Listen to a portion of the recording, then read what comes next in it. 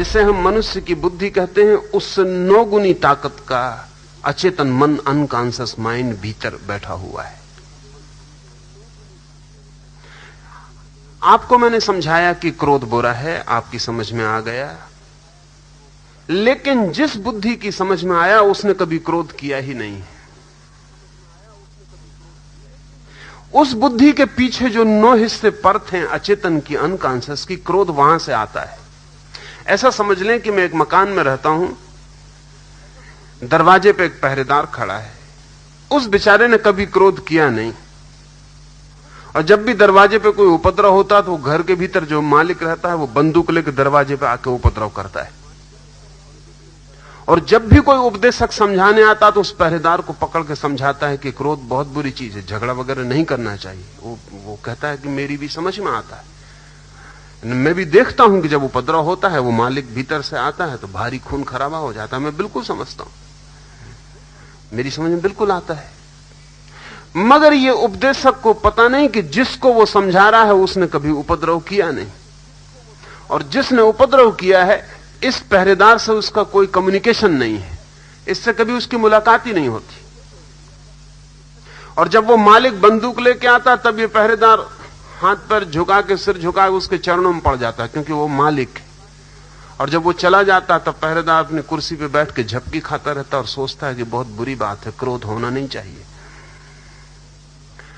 आप जिस बुद्धि से समझ रहे हैं, अगर हम आपके मन के 10 खंड कर दें तो 1 खंड समझ का है और 9 खंड अंधेरे में पड़े हैं। जीवन का सारा उपद्रव अंधेरे खंडों से आता है।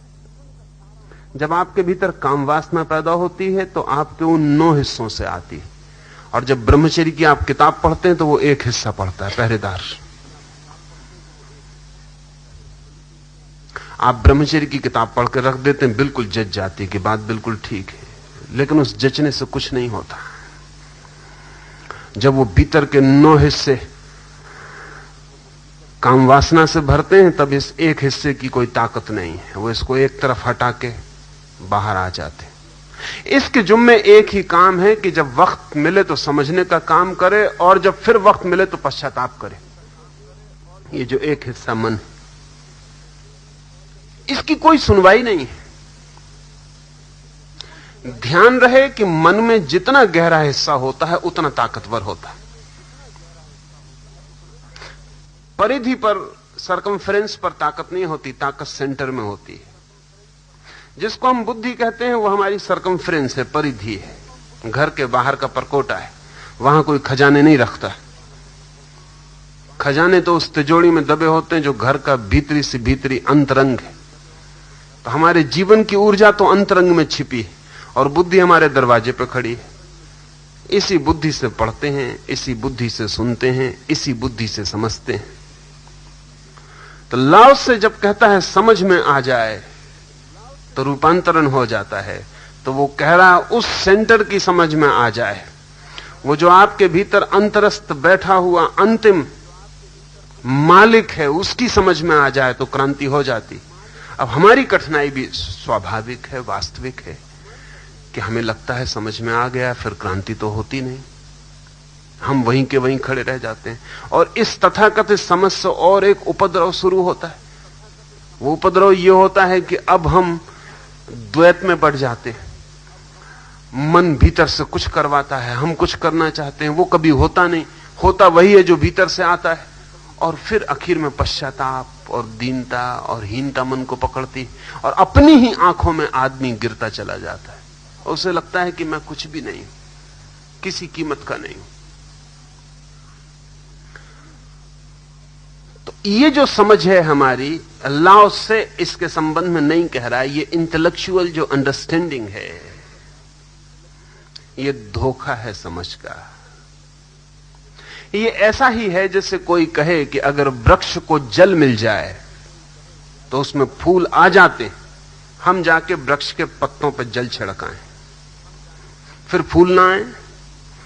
तो हम कहें कि हमने तो जल छिड़का, फूल नहीं आए, जाहिर है कि जिसने कहा था गलत था। और या फिर हमने जो जल छिड़का वो जल न था। स्वभावतः हमारे सामने सवाल उठेगा, फूल तो नहीं आए। लेकिन जिसने कहा था वृक्ष को जल मिल जाए तो फूल आ जाते हैं, उसने कहा था वृक्ष की जड़ों को, रूट्स को। ये मजे की बात है कि वृक्ष के पत्ते को आप जल दें तो जड़ों तक नहीं पहुंचता, जड़ों को जल दें तो पत्ते तक पहुंच जाता है। क्योंकि पत्तों के पास कोई यंत्र नहीं है कि जड़ों को रूट्स तक पहुंचा दे, जड़ों तक पहुंचा दे जल को। जड़ों के पास यंत्र है। जड़ें केंद्र हैं वृक्ष की, पत्ते तो परिधि हैं। इसलिए पत्ते रहें कि गिर जाएं नॉन एसेंशियल है, दूसरे पत्ते आ जाएंगे।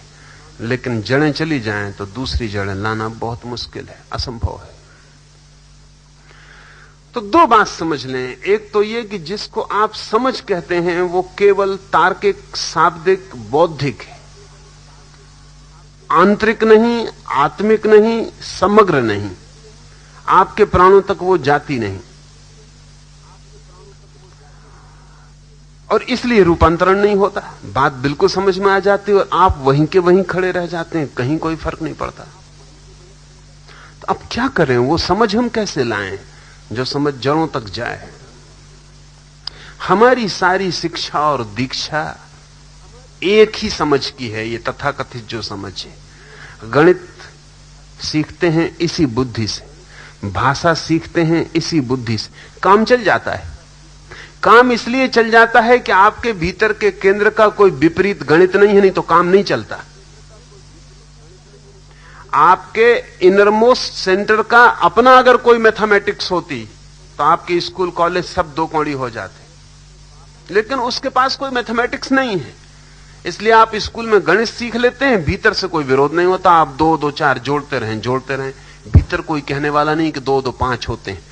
अगर भीतर का मन कहने को होता कि 2 2 5 होते तो सारी यूनिवर्सिटीज कचरे में पड़ जाती हैं। आप 2 2 4 नहीं जोड़ पाते, जब भी जोड़ने जाते 5 लिखते। इसलिए विश्वविद्यालय सफल है, काम चलाओ दुनिया के लिए, क्योंकि गणित हमारी ईजाद है, भाषा हमारी ईजाद है। जो भी हम सिखा रहे हैं स्कूल में वो आदमी की ईजाद है। अगर हम आदमी को न सिखाएं तो वो आदमी में होगा ही नहीं। अगर हम एक बच्चे को भाषा न सिखाएं तो वो बच्चा अपने आप भाषा नहीं बोल पाएगा। लेकिन एक बच्चे को क्रोध सिखाने की जरूरत नहीं है, वो अपने आप क्रोध सीख लेगा। अगर हम एक बच्चे को गणित ना सिखाएं तो दुनिया में कोई उपाय नहीं है कि वो गणित सीख ले। लेकिन सेक्स या काम वासना सिखाने के लिए किसी विद्यापीठ की जरूरत नहीं पड़ेगी। उसे जंगल में डाल दो, खड्ड में, वहां भी वो सीख लेगा। सीख लेने का सवाल नहीं, वो भीतर से आएगा। इसका मतलब यह हुआ कि जीवन में जो चीज भी भीतर से आती है उसी के मामले में अड़चन में पड़ते हैं आप। जो भीतर से नहीं आती बाहर की, उसमें अड़चन में नहीं पड़ते। आप कोई भी भाषा सीख लेते हैं, वो ऊपर का काम है, भीतर का मन उसके विरोध में नहीं है, चल जाता है।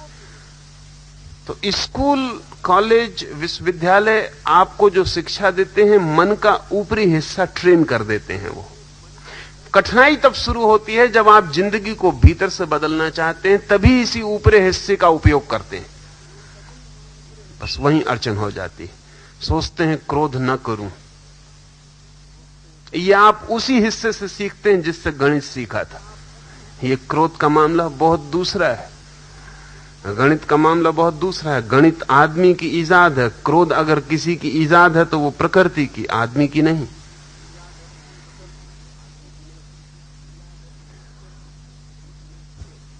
इसी से हम समझ का काम लाते हैं, तब अड़चन हो जाती है, काम नहीं होता है।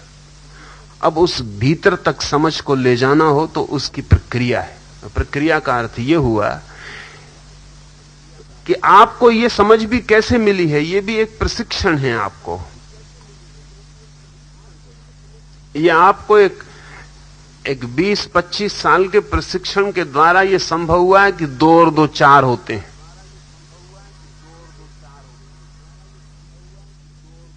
मुल्ला नसरुद्दीन एक दिन अचानक अपने रास्तों पर देखा गया कि बहुत शानदार कपड़े पहने हुए, हाथ में हीरे की अंगूठी लगाई हुई। लोग चकित हुए, लोगों ने घेर लिया कि मुल्ला क्या हुआ? उसने कहा कि लॉटरी हाथ लग गई। पर कैसे लगी? मुल्ला ने कहा कि 3 रात तक लगातार सपना देखा जिसमें मुझे 7 का आंकड़ा दिखाई पड़ता था। 3 रात। तो मैंने सोचा 7 या 28। मैंने नंबर लगा दिया। पर लोगों ने कहा, अरे मुल्ला क्या कह रहे हो, 7 या 28? 7 या 21 होते। मुल्ला ने कहा होते होंगे, लेकिन लॉटरी 28 पे मिली। इससे कोई लॉटरी मिल गई 28 पे।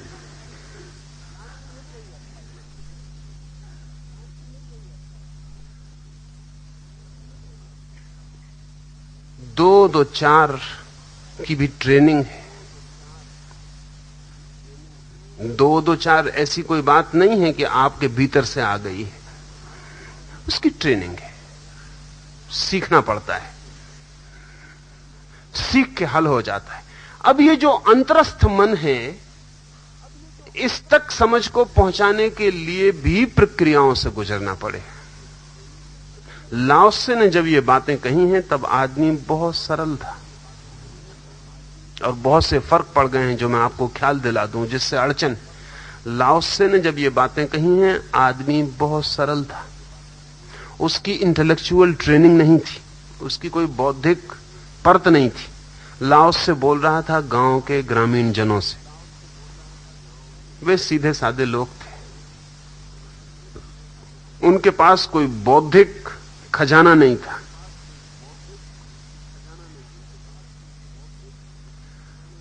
प्रकृति के सीधे करीब थे,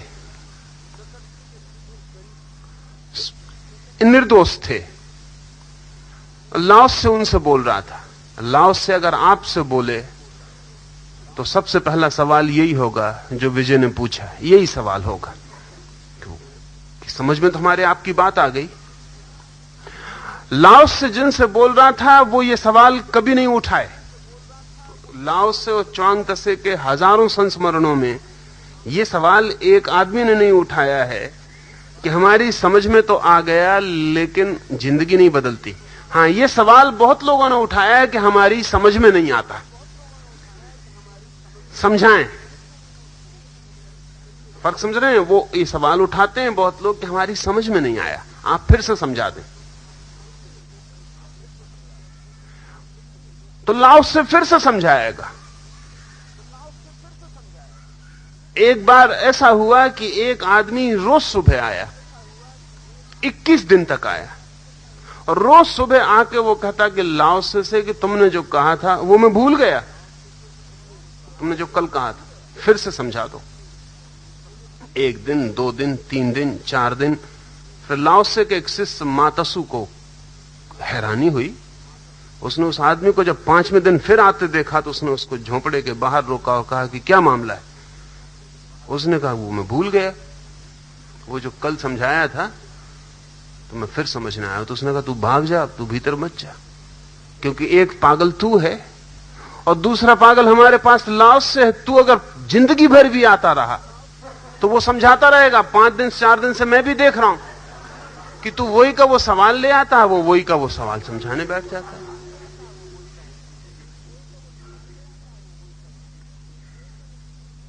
जब ये बात ही चल रही थी मात्सु के साथ, तभी लाओ त्से बाहर आ गया। उसने कहा आ गया भाई, अंदर आ जा। भूल गया?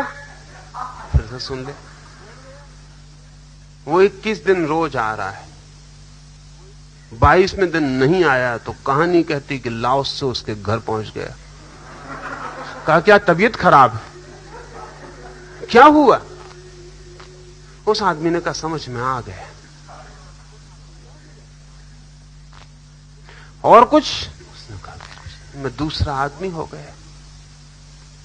लेकिन फर्क आप समझ रहे हैं? अगर हम 21 दफा जाते लाओ त्से के घर पर तो हम समझने ना जाते, हम कहते समझ में तो पहले दिन ही आ गया। जिंदगी नहीं बदली। वो आदमी ये कहते नहीं कि जिंदगी नहीं बदली, क्योंकि वो आदमी ये कहता है कि आप कहते हो समझ में आ जाएगा तो जिंदगी बदल ही जाएगी, वो बात खत्म हो गई।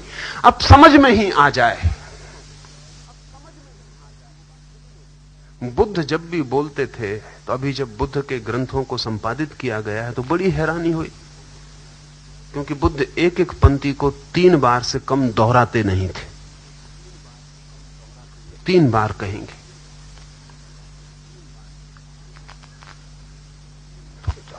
3 बार छापो तो नाहक 3 गुनी किताब हो जाती और पढ़ने वाले को भी कठिनाई होती। तो राहुल सांकृत्यायन ने जब पहली दफा हिंदी में विनय पिटक का पूरा संग्रह किया, तो हर पंक्ति के बाद निशान लगाए उन्होंने। निशान बाहर सूची बना दी, फिर से वही उसका निशान, फिर से वही उसका निशान, फिर से वही डिट्टो। पूरी किताब निशान से भरी हुई है। क्या बात क्या थी? बुद्ध क्यों इतना दोहरा रहे हैं? अगर समझाना हो तो तर्क देना पड़ता है, और अगर भीतर तक पहुंचाना हो तो उस पुराने जमाने में लोग इतने सरल थे कि उसे केवल बार बार दोहराने से वो मंत्र बन जाता, वो सजेस्टिबल हो जाता और भीतर प्रवेश कर जाता। सिर्फ बार बार दोहराना काफी था।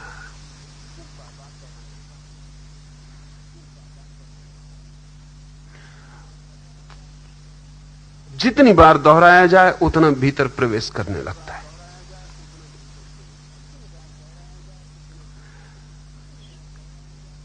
लेकिन बुद्धि तो एक ही दफे में समझ जाती है, इसलिए दोबारा दोहराने की जरूरत नहीं रह जाती। अगर दोबारा दोहराओ तो आदमी कहेगा आप क्यों हमारा समय जाया कर रहे हैं? समझ गए, अब दूसरी बात करिए।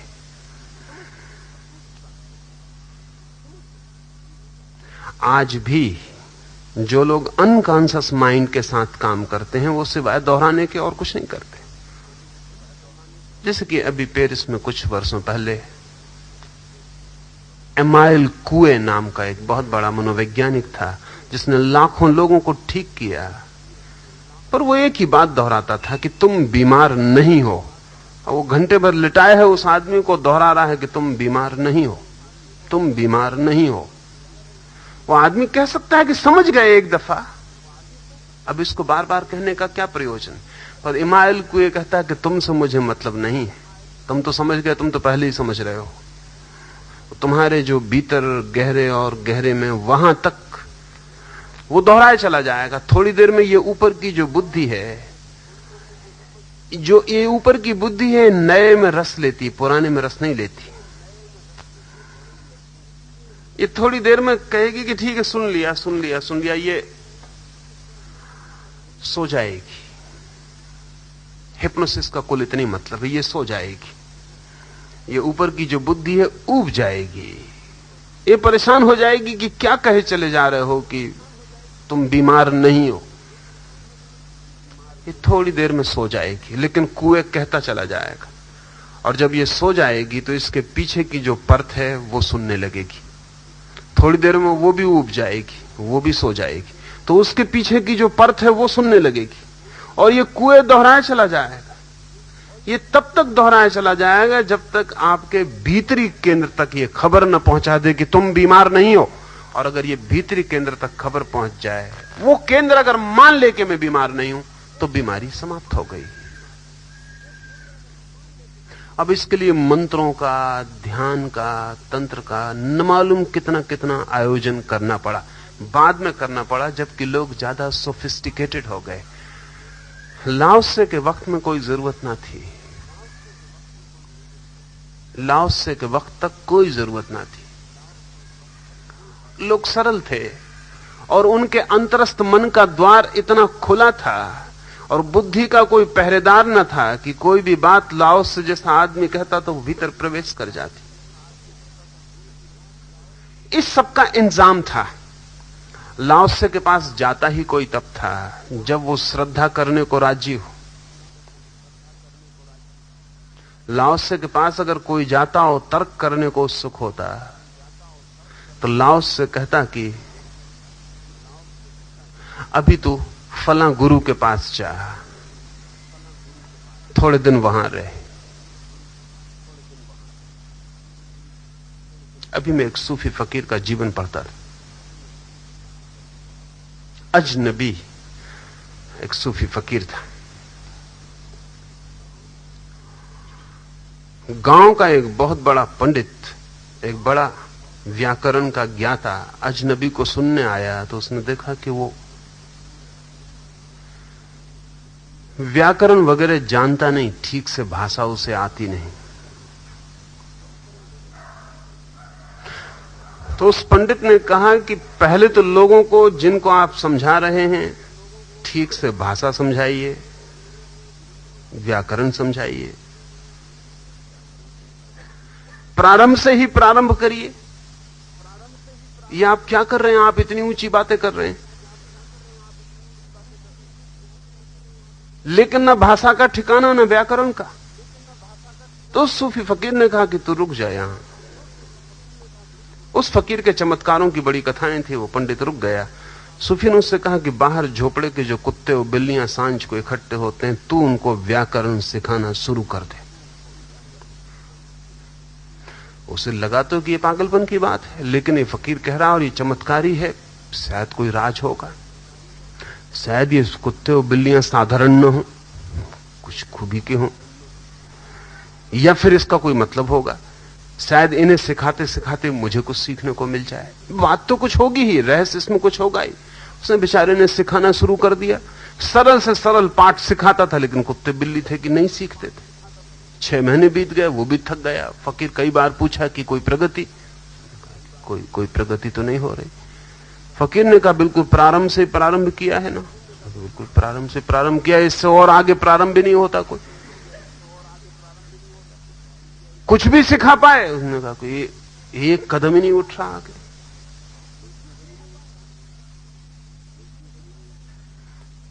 तो उस फकीर ने कहा क्या कठिनाई क्या है?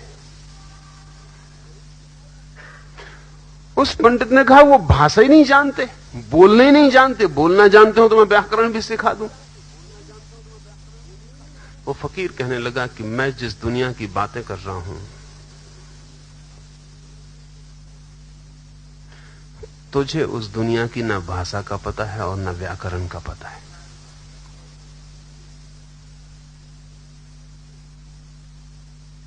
तुझे उसका पता हो तो मैं भी शुरू कर सकता हूं, तेरे साथ भी शुरू कर सकता हूं।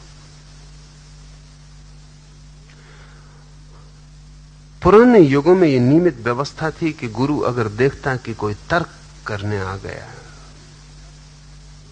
तो उसे उस जगह भेज देता जहां तर्क ही चलता था, ताकि वो तर्क से थक जाए, परेशान हो जाए, इतना ऊब जाए कि एक दिन आके वो कहे कि तर्क बहुत कर लिया, कुछ मिला नहीं, अब कोई ऐसी बात कहें जिससे कुछ हो जाए। तब लाओस से जैसे आदमी बोलते हैं। एक सूफी फकीर के बाबत उसके 2 फकीर सामने रहते हैं। एक फकीर का शिष्य है, वो अपने गुरु को आके कहता है कि सामने वाला जो सूफी है ये आपके बाबत बहुत गलत सलत बातें प्रचारित करता है, ये कुछ गंदी गंदी बातें भी आपके संबंध में गढ़ता है, अफवाहें उड़ाता है। आप इसे ठीक क्यों नहीं कर देते, कुछ बोलते क्यों नहीं? तो उस फकीर ने कहा तू ऐसा कर, तू उसी से जाके पूछ कि राज क्या है, पर ऐसे जल्दी मत पूछना, क्योंकि कीमती बातें अजनबियों को नहीं बताई जाती। और राहगीर चलते आके कुछ पूछ लें तो उनको उत्तर जो दिए जाते हैं वो रास्ते की ही कीमत के होते हैं। तो उसने कहा मैं क्या करूं? कहा कि साल भर उसकी सेवा कर, निकट पहुंच, और जब आंतरिकता बन जाए तब किसी दिन क्षण का ख्याल रख के, समय का बोध रख के, अवसर खोज के उससे पूछना। तो साल भर उसने सेवा की, बहुत निकटस्थ हो गया, आत्मीय हो गया। एक दिन पैर दाब रहा था रात, तब उसने अपने गुरु को पूछा क्या आप गालियां देते हैं, सामने वाले गुरु के खिलाफ सब कुछ कहते हैं, इसका राज क्या है? तो उसने कहा तू पूछता है, किसी को बताना मत, मैं उसका शिष्य हूं और राज बताने की मनाही है, तू जाके उसी से पूछ ले। पर ये बातें अजनबियों को नहीं बताई जाती, राह चलतों को नहीं बताई जाती। जरा निकट हो जाना, उसने कहा अच्छी मुसीबत में पड़े, हम तुम्हें दुश्मन समझ के साल भर मेहनत किए, तुम शिष्य निकले, उसके ही शिष्य हो, वहीं वापस जाना पड़ेगा।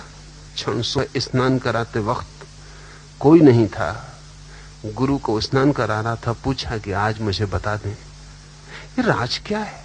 तो उसके गुरु ने कहा कि वो मेरा ही शिष्य है और उसे वहां इसलिए रख छोड़ा है कि वो मेरे संबंध में गलत बातें उड़ाता रहे। जिनको उन गलत बातों पर भरोसा आ जाए वो ताकि मेरे पास ना आ सकें, वो गलत लोग हैं, उनके साथ मेरा समय नष्ट ना हो। मेरा समय कीमती है, मैं उन्हीं पर खर्च करना चाहता हूं जो सत्य की तलाश में आए, और जो अफवाहों से लौट सकते हैं उनकी कोई तलाश नहीं है। वो आदमी अपना है और उसने इतनी सेवा की है मेरी इन 20 वर्षों में जिसका हिसाब नहीं। सैकड़ों फिजूल के लोगों से उसने मुझे बचाया है।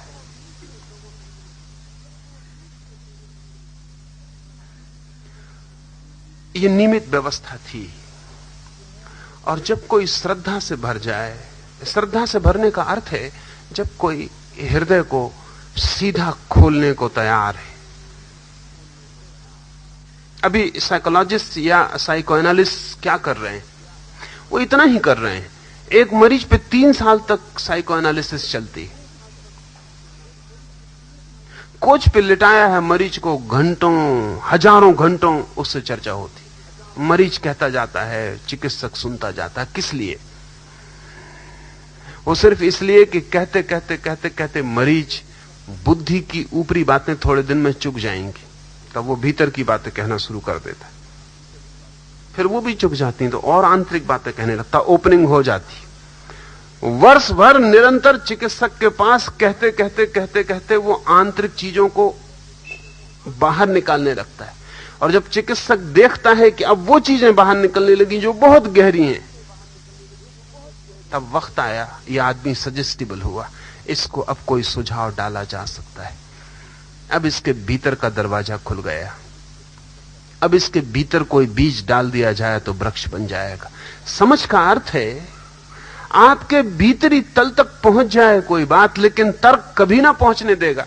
और हम तर्क से ही समझना चाहते हैं, और तर्क ही उपद्रव है, वही पहरेदार है। वो कहता है पहले मुझे समझाओ, अगर मुझे समझाओ तो मैं मालिक से मिला दूं, और अगर मुझे नहीं समझा पाते हो तो मैं मालिक से क्या मिलाऊं। और फिर कठिनाई ये कि जब वो समझ जाता है तो वो समझता है समझ गए, मालिक हो गए। फिर वो देखता है समझ तो हो गई लेकिन कुछ हल नहीं होता, क्योंकि कोई जिसको हम बुद्धि कहते हैं उसके पास कोई भी शक्ति नहीं है। जिसको हम कहें कोई भी फोर्स टू एक्ट बुद्धि के पास नहीं है। और फोर्स टू एक्ट जो है, शक्ति काम करने की, वो बुद्धि के पीछे किसी और छिपे तल में, इसलिए ये व्यवधान पड़ता है। तो अगर उस तक पहुंचना है तो फिर अगर नहीं पहुंचता सीधा, किसी को पहुंच जाता हो तब तो कोई सवाल नहीं, अगर नहीं पहुंचता सीधा तो पहले इस बुद्धि के पहरे को तोड़ने के लिए उपाय करने पड़ते हैं, कुछ ध्यान करना पड़े, इस बुद्धि के पहरे को तोड़ना पड़े। और ध्यान की कोई ऐसी प्रक्रिया उपयोग में लानी पड़े जो आपको निर्बुद्धि बना दे,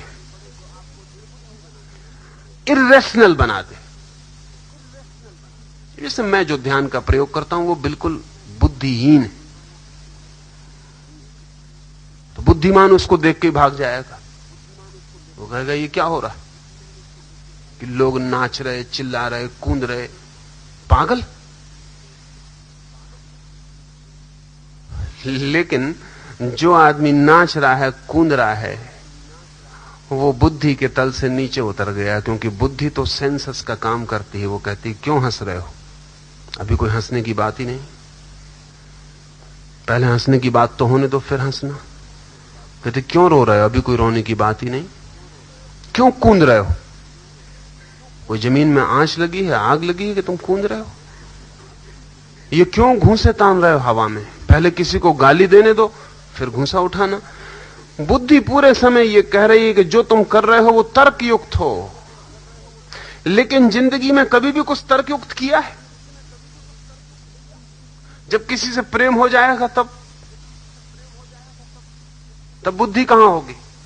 और जब किसी से क्रोध हो जाएगा तब बुद्धि कहां होगी? और जब किसी को मारने का मन हो जाएगा या मरने का मन हो जाएगा तब बुद्धि कहां होगी? तो जिंदगी की जहां असली जरूरतें हैं वहां तो बुद्धि होगी नहीं। और उन गहरे बिंदुओं तक आप कभी उतर ना पाएंगे बुद्धि की बात मान के चलेंगे तो। ध्यान के सब प्रयोग आपकी बुद्धि की परत को तोड़ने के प्रयोग हैं। वह आपकी एक दफा परत टूट जाए तो आप एकदम सरल हो जाते हैं। और जब आप सरल हो जाते हैं तो आपके पास एक अंतर्दृष्टि होती है जहां से चीजें साफ दिखाई पड़ती हैं। तब यह सवाल कभी नहीं उठता कि मेरी समझ में आ गया और क्रांति नहीं हुई। समझ में आ जाना ही क्रांति है।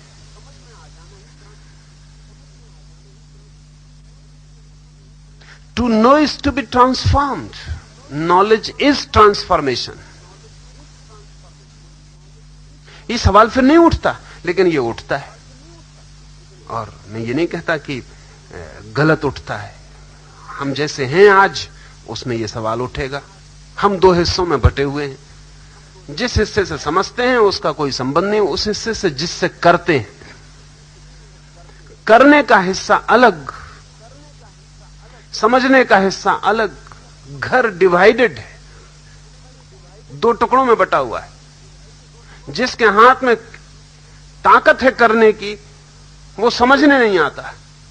जिसके हाथ में करने की कोई ताकत नहीं है, वो समझने आता है।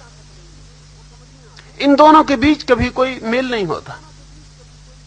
अब इसमें क्या किया जाए? इसमें एक ही उपाय है कि आप इस समझने की जो परत है इसको तोड़ के थोड़ा नासमझी की दुनिया में उतरे और थोड़ा नासमझ होके देखें।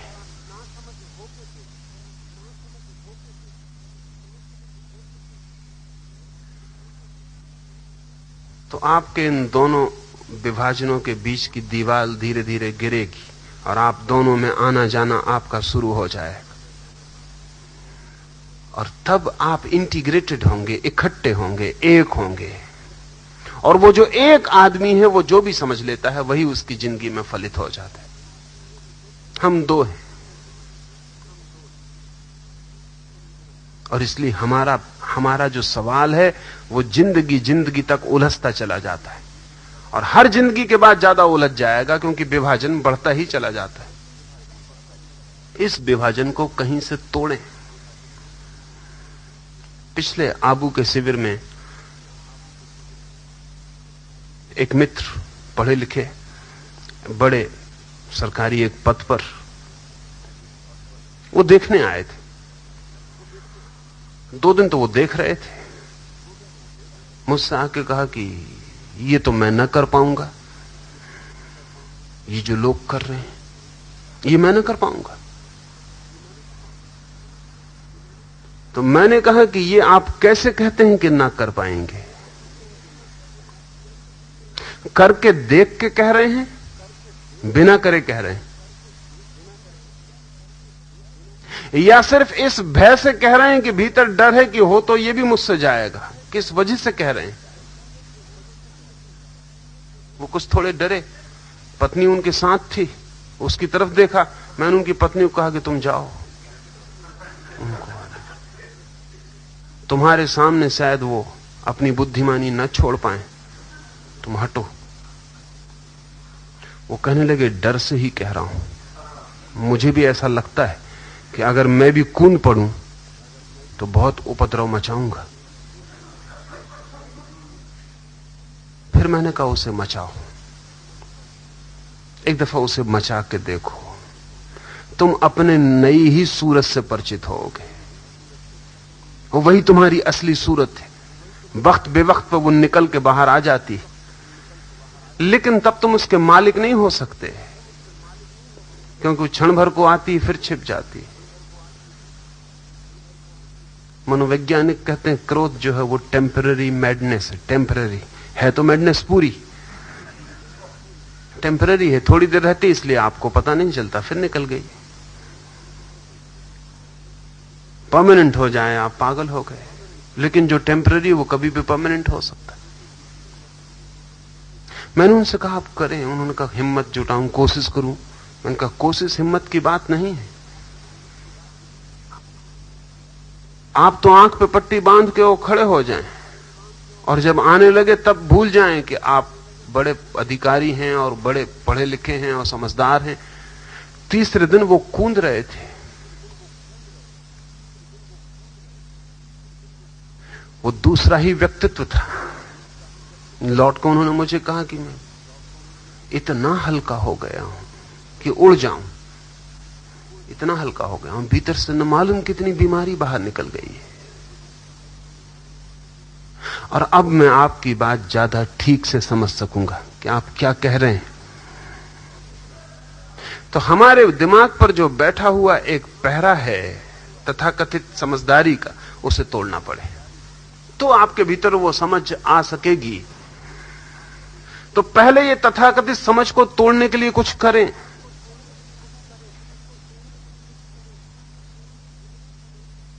जुन्नैद नाम का सूफी फकीर था, उसके पास कोई साधक आता तो पहले उससे वो कोई पागलपन करवाता, कोई पागलपन करवाता। उससे कहता कि जाओ बाजार में सड़क पर खड़े हो जाओ और लोगों से कहो कि जो मुझे एक जूता मारेगा उसको मैं एक आशीर्वाद दूंगा, और जो जूता मुझे नहीं मारेगा संभल के जाए, एक अभिशाप।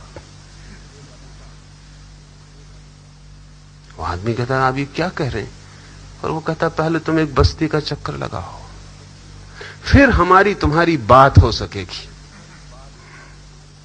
तुमसे हमारा मामला नहीं चलेगा, तुम जरा 2-4-10 जूते खा के आओ, फिर इसको गिर जाने दो जो तुम्हारे ऊपर बैठा है, फिर जरा हम भीतर तुम्हारी सीधी सीधी बात हो सकेगी। समझ की भीतरी गहराई के लिए कहता है लाओस से। वो ठीक कहता है कि डालो कांटा समझ का तो क्रांति की मछली पकड़ में आएगी। लेकिन आप अपने घर की बाल्टी में बैठे कांटा डाले, उसमें नहीं आएगी। आपको खुद ही पता है कि इस बाल्टी में कोई मछली ही नहीं। आप जिस बुद्धि में पकड़ने चल रहे हैं क्रांति को, वहां कोई क्रांति नहीं है। जिसको आप बुद्धि कहते हैं वो सबसे ज्यादा कन्फर्मिस्ट हिस्सा है, सबसे ज्यादा ऑर्थोडॉक्स हिस्सा है आपके व्यक्तित्व का। वहां कुछ पकड़ में नहीं आएगा। उससे गहरे में जहां जीवन की धारा बहती है, जहां तरलता है, जहां चीजें जन्म लेती हैं, अराजकता है, जहां क्यास है अस्तित्व का, भीतर गहरे में जहां हृदय में जहां सारी ऊर्जा उठती, जहां से काम आता, क्रोध आता, प्रेम आता, घृणा आती, दया करुणा आती, वहां ये गणित और भाषा जहां चलती है वहां से नहीं, ये भूगोल और इतिहास जहां पढ़ा जाता है वहां से नहीं, केमिस्ट्री और फिजिक्स की जानकारी जहां से होती है वहां से नहीं, जहां से प्रेम पैदा होता, जहां से घृणा पैदा होती, जहां जीवन के मूल स्रोत बहते हैं, वहां जब कांटा डलता है समझ का, तो क्रांति की मछली पकड़ में आती है, उसके बिना नहीं आती। अब अगर कभी 1000 में कोई एक आध ऐसा सरल आदमी होता है तो तत्काल हो जाता है। आज तो वो हालत कम होती चली जाएगी। आज तो हमें कुछ उपाय, कुछ डिवाइस करनी पड़ेगी जिससे तोड़ें। पहले तोड़ें, फिर भीतर प्रवेश हो सकता है। और तब समझो क्रांति दो चीजों के नाम नहीं है, एक ही सिक्के के दो पहलू हैं। दूसरा सवाल पूछा है कि लाओस से अगर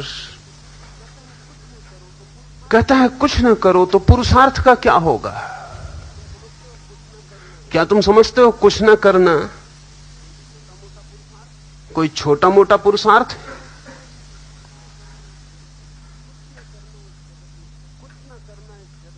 कुछ ना करना इस जगत में सबसे बड़ा पुरुषार्थ है।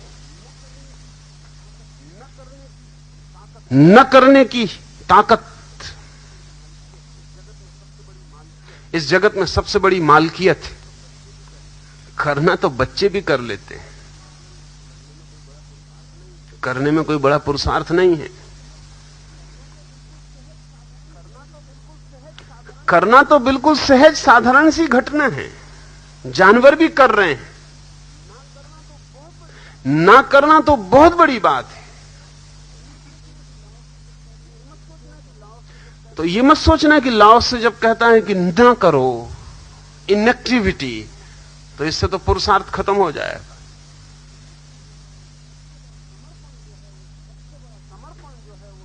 समर्पण जो है वो सबसे बड़ा संकल्प है। अभी बहुत उल्टा ख्याल में आता नहीं ना हमें लगता है कि समर्पण, किसी के चरणों में सिर रख दिया तो हम तो मिट गए। लेकिन पता है कि किसी के चरणों में सिर रखना साधारण आदमी की हैसियत की बात नहीं है। और किसी के चरणों में सचमुच सिर रख देना, पूरी तरह अपने को छोड़ देना, उसकी ही सामर्थ्य की बात है जो पूरी तरह अपना मालिक हो। छोड़ोगे कैसे? सिर पैर पर रख देने से थोड़ी रख जाता है। इतनी मालकियत भीतर हो कि कह पाए कि ठीक, छोड़ते हैं पूरा। लेकिन छोड़ेगा कौन? आप छोड़ सकते हो, जो क्रोध नहीं छोड़ सकता, जो सिगरेट पीना नहीं छोड़ सकता, वो पूरा छोड़ देगा स्वयं को। तो एक आदमी सिगरेट पीना छोड़ता तो वो कहता हम बड़ा पुरुषार्थ कर रहे हैं, वो भी छूटती नहीं। तो पूरा अपने को समर्पित करना